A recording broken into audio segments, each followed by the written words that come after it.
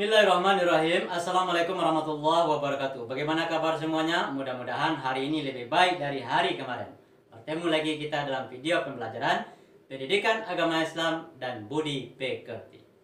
Materi kita hari ini yaitunya sejarah tentang kehadiran Islam mendamaikan bumi Nusantara, atau boleh juga dikatakan sejarah perkembangan Islam di Indonesia.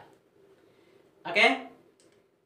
Yang pertama, alur perjalanan dakwah di Nusantara atau Indonesia.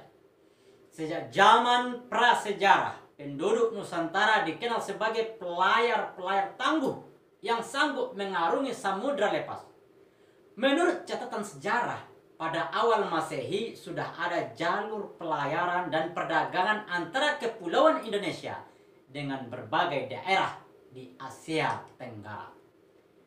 Wilayah Nusantara yang menjadi lintasan penting perdagangan adalah wilayah Nusantara bagian barat, yakni Malaka dan sekitarnya. Karena kaya akan hasil bumi, daerah tersebut kemudian menjadi perlintasan para pedagang Cina dan India.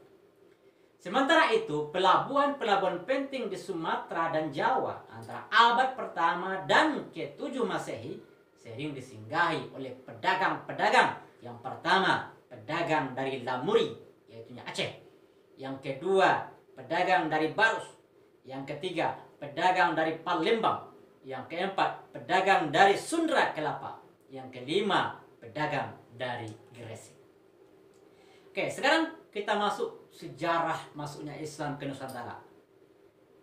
Dalam seminar sejarah masuknya Islam di Indonesia yang berlangsung di Medan, yaitu kira-kira tahun 1963 Masehi, dan di Aceh pada tahun 1978 Masehi, beberapa ahli sejarah bersepakat bahwa ajaran Islam masuk ke Indonesia yaitu pada abad yang ke-7 Masehi, dibawa langsung dari Makkah.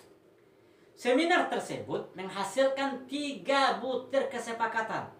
Apa 3 butir kesepakatan itu? Yang pertama, ajaran Islam itu telah masuk ke Indonesia sejak abad pertama Hijriah atau pada abad yang ke-7 Masehi. Yang kedua, agama Islam masuk ke Indonesia tidak melalui India tetapi langsung dari Makkah. Ini kesepakatan seminar pada waktu itu. Yang ketiga, agama Islam yang masuk di Indonesia diwarnai oleh mazhab Syafi'i.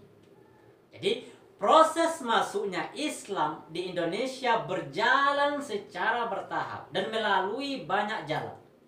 Namun, menurut para ahli sejarah, teori-teori tentang kedatangan Islam ke Indonesia, yang pertama ada yang mengatakan teori Makkah.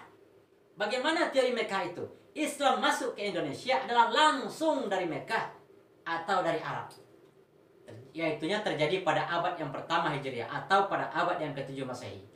Mereka datang ke Nusantara atau ke Indonesia untuk berdagang. Nah, itu yang pertama. Yang kedua ada namanya teori Gujarat. Apa menurut teori Gujarat ini? Islam itu datang ke Indonesia berasal dari Gujarat pada abad yang ke-7 Hijriah atau pada abad yang ke-13 Masehi. Gujarat adalah sebuah wilayah di India bagian barat berdekatan dengan Laut Arab.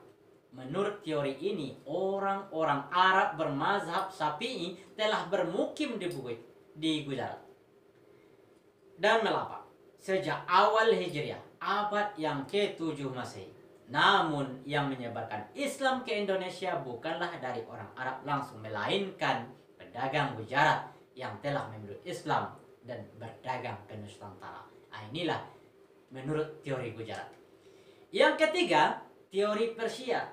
Bagaimana menurut teori Persia masuknya Islam ke Indonesia?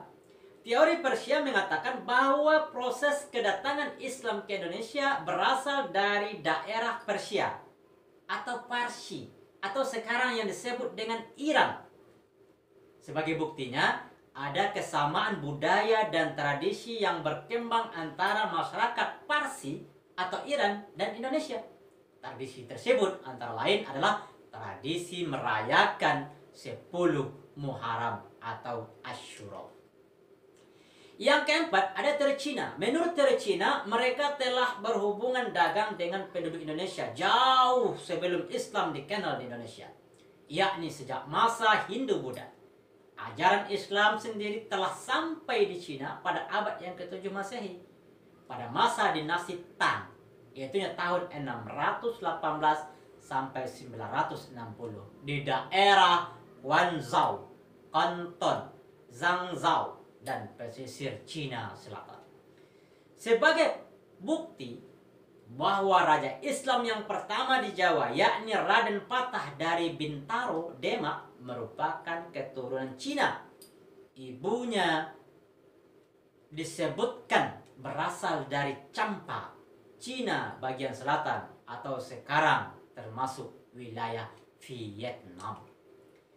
Nah, bagaimana proses selanjutnya? Secara umum, proses pengislaman bangsa Indonesia dilakukan melalui beberapa cara. Yang pertama, ada melalui ajakan atau politik. Yang kedua, ada melalui perkawinan. Yang ketiga, melalui pendidikan, melalui kegiatan budaya, melalui pendirian Kesultanan Islam oleh penduduk asli. Nah, inilah proses pengislaman bangsa Indonesia itu. Agama Islam berkembang di Indonesia disebarkan oleh berbagai golongan, yakni para pedagang, para mubalik, dan para wali. Dan para wali yang menyebarkan Islam di Nusantara, terutama di Pulau Jawa, ada 9 wali. Itulah yang dikatakan dengan wali songo. Inilah yang menyebarkan Islam ya di Nusantara, terutama di Pulau Jawa. Demikian materi kita hari ini, semoga bermanfaat. Terima kasih. Assalamualaikum warahmatullahi wabarakatuh.